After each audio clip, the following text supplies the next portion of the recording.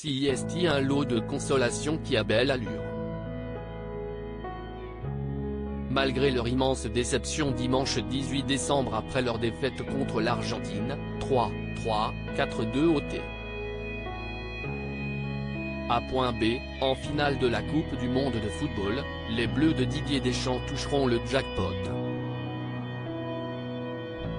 Car, d'après les informations du Figaro, la Fédération française de football, FFF, vient d'empocher 28,5 millions d'euros suite au brillant parcours des tricolores.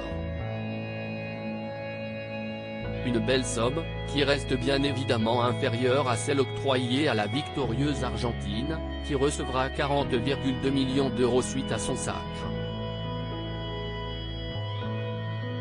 Ce qui représente d'ailleurs 8 millions de plus que la prime accordée aux Bleus en 2018, lorsqu'il offrait une deuxième étoile à la nation. Car les recettes de la FIFA ont été plus fructueuses durant ce mondial. L'instance internationale distribuera notamment 411,8 millions aux 32 sélections présentes au Qatar contre 322 millions à celles présentes en Russie.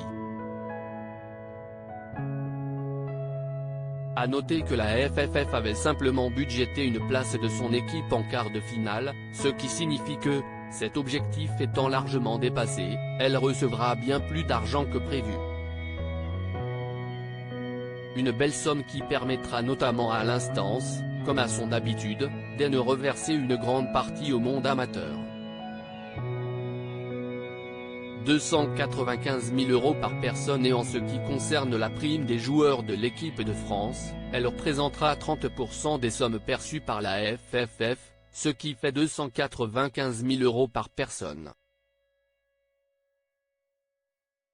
Une récompense qui aurait pu monter jusqu'à 400 000 euros si les Bleus avaient été sacrés, mais qui reste cependant très belle.